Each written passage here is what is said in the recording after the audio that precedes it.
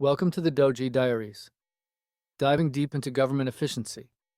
I'm excited to dive into some of these headlines and see how they connect with our core focus: innovative solutions for a better future, especially when we think about things like international trade and how digital currencies could play a role. Yeah, well, efficiency is one thing, but what I'm seeing in these headlines is kind of scary, to be honest. It looks like some basic rights are being trampled on in the name of, well, what is it in the name of exactly? Efficiency? I agree with Otto that what's happening in Turkey is concerning. And I think we need to be really careful about how quickly we dismiss existing systems in the name of some, vague notion of disruption. These headlines about the Trump administration, Turkey, everything, they highlight just how fragile democracy and the rule of law can be. I am not as excited about the solutions being offered. But isn't that exactly why we need to be exploring new paradigms? Look at the article about Turkey. Freedom of speech is being suppressed. Now, imagine a decentralized communication network, maybe even a blockchain-based one, where people can organize and share information without fear of censorship. That's where DOGE and maybe other things could come into play. This isn't about efficiency but freeing speech. Okay, hold on a second. Decentralized networks are great in theory, but what about the average person in Turkey who's just trying to feed their family? How does some complicated crypto thing help them when the police are at their door? Freedom of speech is on the line right now. Is crypto the answer? Exactly, Otto. And I think it's incredibly naive to assume that a decentralized network is immune to government control. Governments have ways of cracking down, of blocking access, of infiltrating networks.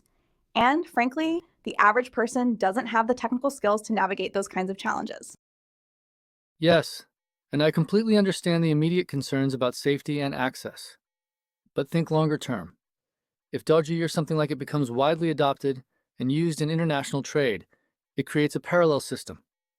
Governments might be able to censor within their borders, but they can't control the flow of value across borders, especially if people are using secure, anonymous methods. And people are creative. They find ways. Okay, but this parallel system, who benefits? Does it help the small business owner in Turkey who's struggling to import goods because of government restrictions? Or does it just create a new playground for tech bros and crypto whales? And what about regulation? Right now, we have established systems for regulating international trade, for preventing money laundering, for protecting consumers. If we throw all that out the window for the sake of some decentralized utopia, what safeguards do we have in place? I think we can adapt. The goal is to solve problems and allow growth. Look, DOGE, or something like DOGE could facilitate microtransactions and cross-border payments with near zero fees. That directly benefits small businesses and individuals who are currently getting ripped off by traditional banking systems. And yes, there are challenges, but the potential is there to create a more equitable and efficient global marketplace. I think the focus should be around the creation of microtransactions using DOGE. Near zero fees until the network gets congested and the fees skyrocket. We've seen that happen before.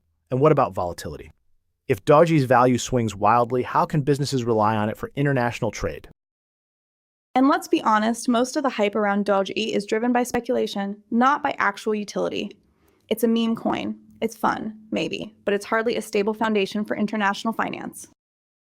It started as a meme, sure, but it has evolved. And the volatility, that's a challenge to be solved.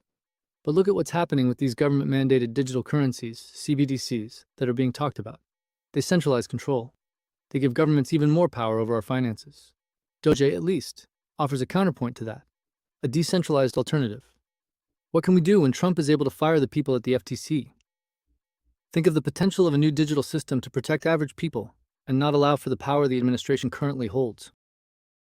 Okay, CBDCs, that's another can of worms. I'm already nervous about the government knowing everything I spend. The idea of them controlling the currency itself, that's a recipe for disaster. But isn't that a bit hyperbolic? CBDCs could also streamline government payments, reduce fraud, and make financial services more accessible to underserved communities. It's not all doom and gloom. The streamlining and efficiency is something to look at for sure, but they say that now. I think it's a Trojan horse. The potential for abuse is too great. Think about social credit scores, or the government simply blocking transactions they don't approve of. That's the opposite of freedom. This really gets to the point of how DOGE can serve the world in a positive way. And that's where I get worried about the average person again. If the government controls the digital currency, What recourse do I have if they freeze my account or decide I'm not allowed to buy certain things? Well, that's why we need strong legal safeguards and independent oversight. CBDCs shouldn't be implemented in a vacuum. They need to be carefully integrated into existing legal and financial frameworks. But that relies on the assumption that those frameworks are incorruptible and that governments always act in the best interests of their citizens. The headlines we're discussing today suggest otherwise. Look at the firing of the FTC commissioners. That shows how easily those safeguards can be undermined. Yeah, that FTC thing is messed up. I mean, those commissioners are supposed to protect consumers, right? And now they're gone because Trump doesn't like them. How is that fair to the average person who's just trying to avoid getting scammed? It's a concerning precedent. It suggests a willingness to prioritize certain business interests over consumer protection. And it highlights the importance of having independent regulatory bodies that are insulated from political interference. And it's one thing to fire the people at the FTC, but what about the environment, the economy? Exactly. And that's why we need to explore alternative systems. What if we had a decentralized, blockchain-based consumer protection agency, where disputes could be resolved transparently and fairly, without relying on government intervention? Maybe DOGE has a role to play there. I don't know. But we need to be thinking outside the box. Okay, now you're just making stuff up. A decentralized consumer protection agency? Who's going to enforce the rules? Who's going to stop the scammers? And what about accountability? If something goes wrong, who do you hold responsible? It's easy to talk about decentralization in theory, but it's incredibly difficult to implement in practice. It's not easy, no, but it's necessary. We can use smart contracts and decentralized autonomous organizations, DAOs, to create systems of accountability. It's about building trust through code, rather than relying on centralized authorities. It is not always possible, and you need to have the technical sophistication. And yeah, DOGE might be a start, but something better might come along. Who knows? Trust through code. That sounds like something out of a sci-fi movie. I trust a real person I can yell at when something goes wrong. And you know, the article about Paul Weiss making a deal with the Trump administration, that's a perfect example of how power can be used to silence dissent and pressure legal professionals. The idea that they faced an existential crisis because of an executive order, that's chilling. It is chilling. It shows how easily the system can be manipulated. And it reinforces the need for decentralized solutions that are resistant to political pressure. Imagine if legal services were provided through a DAO, where lawyers could collaborate and provide representation without fear of government reprisal. If they started using DOGE as payment, then the government would not have as much control. So, lawyers get paid in DOGE and suddenly they're immune to government pressure. That doesn't sound realistic. They still have to live in the real world. And they still have to follow the law. Decentralization doesn't mean anarchy. It means finding new ways to organize and govern ourselves, but it doesn't mean abandoning the rule of law altogether. But the rule of law is only as good as the people who enforce it. And if those people are corrupt or politically motivated, then the rule of law becomes a tool of oppression. I'm thinking of the Alien Enemies Act article now. The US is potentially deporting people without due process. Yeah, that's messed up. Nazis got better treatment. That's a pretty damning statement. It is. It's a clear violation of due process and a dangerous expansion of executive power. And it highlights the importance of having an independent judiciary that can hold the government accountable. But what happens when the judiciary is packed with political appointees who are loyal to the administration? That's what's happening now.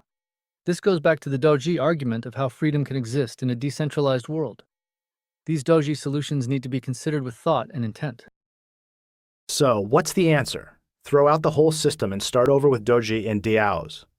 That sounds like a recipe for chaos. It's not about throwing everything out. It's about finding ways to improve the existing system, to strengthen safeguards, to ensure accountability. It's about incremental progress, not revolutionary upheaval. And the fact that the Trump administration is using this Alien Enemies Act, while potentially necessary in certain extreme cases, it raises serious questions about the balance between national security and due process. But incremental progress isn't enough when the system is fundamentally broken. Sometimes you need to disrupt the status quo to create real change. And DOGE, or something like it, has the potential to be a powerful tool for disruption, for empowering individuals and communities, and for creating a more just and equitable world. Think about Musk. He disrupts everything. Disruption is great until it disrupts your life. I'm more interested in solutions that actually help people in the real world, not pie-in-the-sky utopian visions. I think we need to be realistic about the limitations of technology. Technology can be a tool for good, but it can also be a tool for oppression. It's not a magic bullet. If DOGE is proven to be transformative, I don't see that happening.